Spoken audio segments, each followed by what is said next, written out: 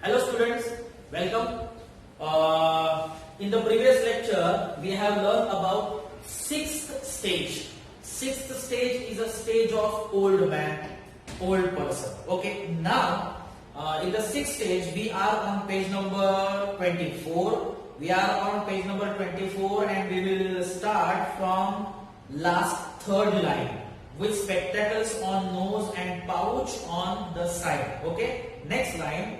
His youthful hose well shaved, a world too wide for his shrunk shank and his big manly voice. हाँ, तो उसके बाद मतलब old age में his youthful hose का मतलब क्या है?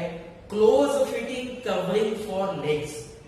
Close fitting covering for legs means fitting pant. जैसे यंग एज में हम जीन्स पहनते हैं तो जीन्स कैसे होती है? Close fitting. Okay, so it is a close fitting pant.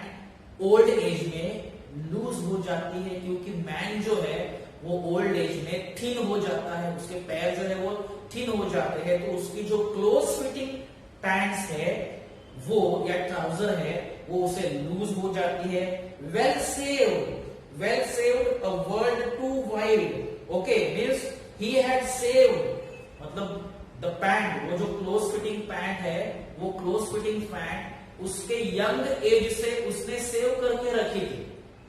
The close fitting pant that he had saved from his young age will become loose in the old as.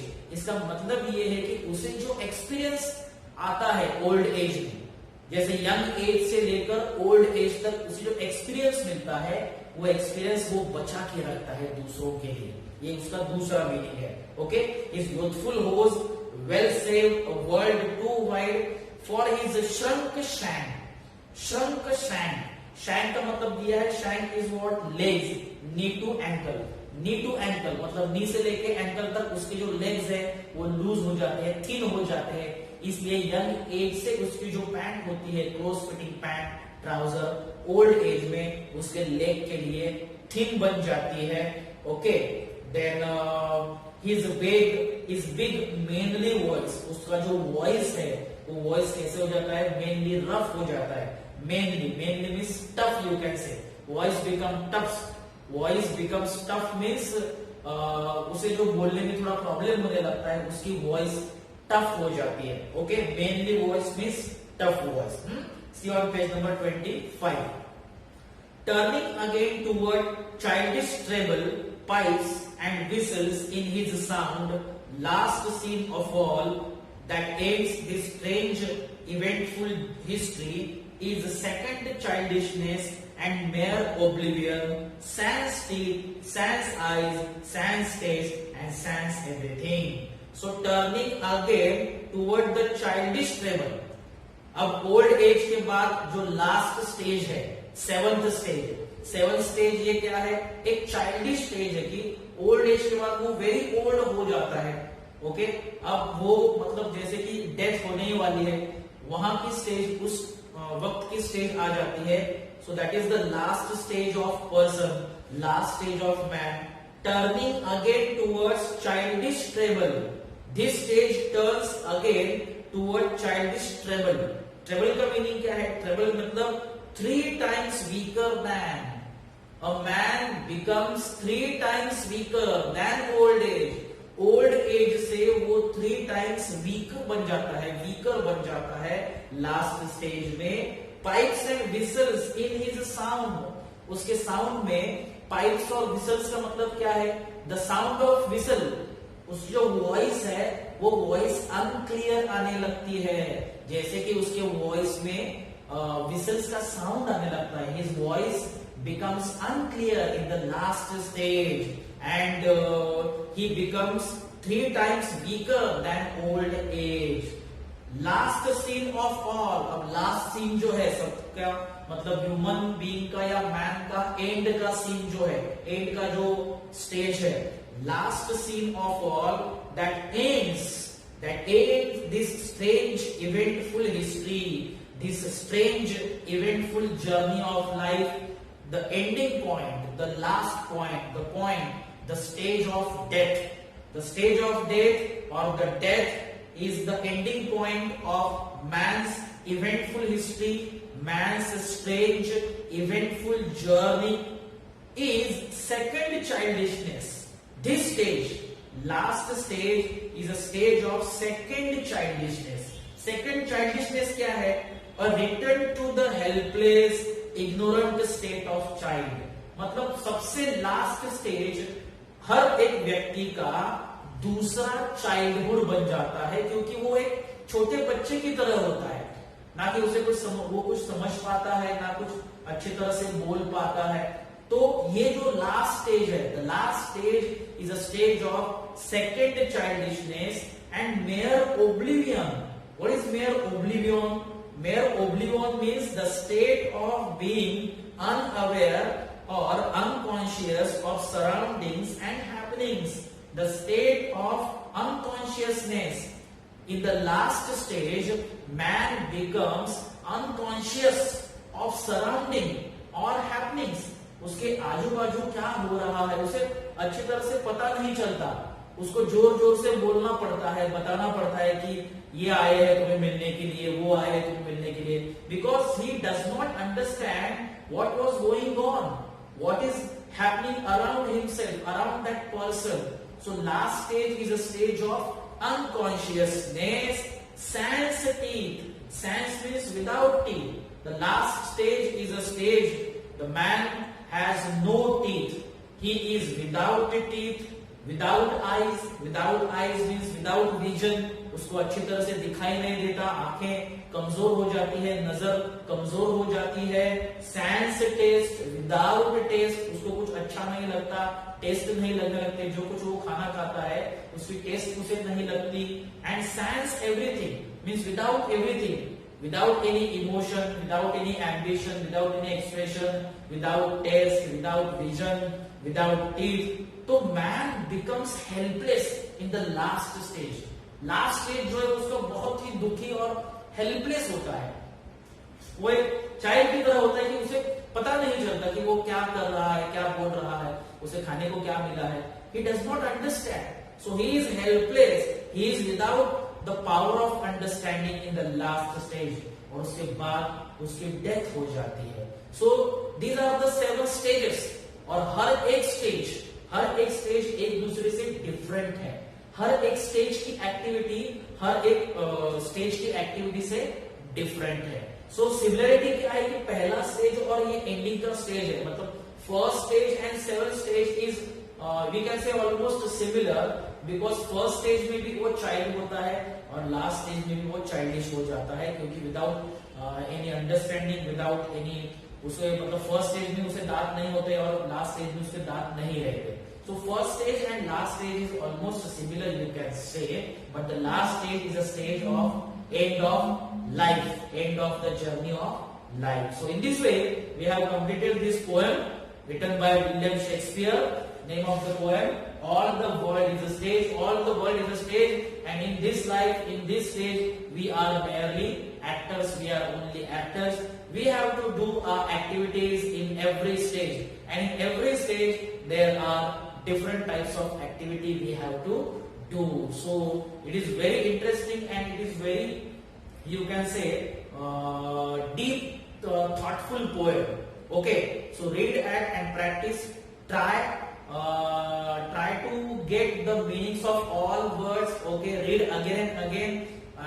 Okay. So on page number 5 we have completed poem. There is a workshop, English workshop on page number 25. Page number 25. First activity: read the words in the given clause. Match them with what they signify. Signify means indicate. What they indicate. Like एक example आपको दिया है, जैसे कि stage. Stage मतलब क्या है? Life. Okay, stage का मतलब क्या है? लाइफ. वैसे कैरेक्टर्स. कैरेक्टर्स का मतलब क्या है? Characters means here the characters means role played by human beings. Characters means roles played by human beings. Third, script. Script क्या है? Story of life. What is the story of life? It is a script. हमारी script लिखी हुई है या हम लिखते हैं, ऐसा बोलते हैं. डायलॉग्स. ओके, डायलॉग्स क्या है? Conversation. conversation between person, among two persons, among four persons, that is conversation, means dialogue।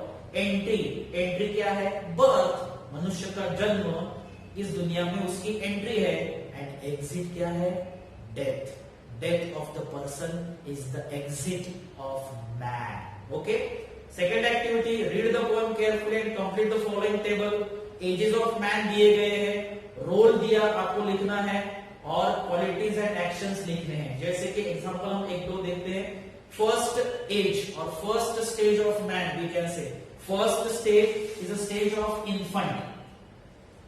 First stage is a stage of infant stage. Infant stage में क्या करता है? The man is frightened, okay, he is crying, mewling and puking, these are the actions done in the first stage, infant stage. Okay, second stage is a stage of school age, school boy age. दूसरा stage कौन सा है? School boy मतलब हम इसको क्या बोलते हैं? चाइल्डहुड बोल सकते हैं। Second stage is a stage of childhood. Okay, और इस चाइल्डहुड में क्या एक्टिविटी होती है? In childhood age the man is unhappy to go to school, okay, he is always complaining about everything. This is the activities done in the school boy age, second stage or childhood stage. Okay, ऐसे आपको आगे third, fourth, fifth, six, seven stages के नाम लिखने हैं और उसकी activities लिखनी है। जैसे कि हम स्टेजेस के नाम यहाँ ले सकते थे। First stage infant stage, second stage school boy means childhood stage, third stage lover stage, fourth stage a soldier stage, fifth stage adult stage, sixth stage old man stage, and seventh stage very old man, you can say childish stage or very old man stage of life. So these are the 7 stages of life that we have learned in this poem. So page number 25 पे हमारी activity खत्म हो जाती है। Page number 26 पे आपको activities में जैसे कि लॉन्ग एक्टिविटीज है। Third activity, write down in your own words the differences between the following stages of man's life. Man's life के जो स्टेजेस है उनके डिफरेंस आपको लिखने हैं। जैसे कि सेकंड स्टेज और फोर्थ स्टेज का डिफरेंस आपको लिखना है। जैसे कि सेकंड स्टेज हमारा कौन सा है? स्कूल बॉय का, चाइल्डहुड का स्टेज है। उसमें एक्टिविटीज क्या है? In the second stage man is always unwilling, not ready to go to school, okay, he is always complaining. लेकिन फोर्थ स्टेज कौन सा है? सोल्जर का स्टेज है। So fourth stage stage of soldier, okay, and he is always ready to quarrel, okay, he is always ready to quarrel in the fourth stage। और आप बोल सकते हो कि fourth stage he is jealous for honors, okay, he is bearded like a part, etc etc। so with the help of the poem आपको दो stages के difference लिखने हैं। ओके, ये हो गई एक्टिविटी थर्ड। एक्टिविटी फोर क्या है? वही है, मतलब pick out the lines pick out करने हैं। Pick out the lines that contain imagery, a picture created in the mind by using word। Imagery क्या है? A picture created in the mind by using words of the following people। इनके जो pictures है उन picture को कैसे create किया गया है? इमेजरी के लाइन्स आपको लिखने हैं। जैसे कि स्कूल बॉय का जो आपका सेकंड स्टेज है, अब स्कूल बॉय के ऐसे कौन से वर्ड्स है जो इमेजरी है? तो स्कूल बॉय का स्टेज आप देखिए। स्कूल बॉय का स्टेज हम देख सकते हैं कि then the whining school boy with his satchel, school bag को लेकर चलने वाला, कंप्लेन करने वाला whining school boy. So then the whining school boy with his satchel creeping like a snake, unwillingly to go to school, या shining morning face, creeping like a snake। so these words create pictures in our mind, okay।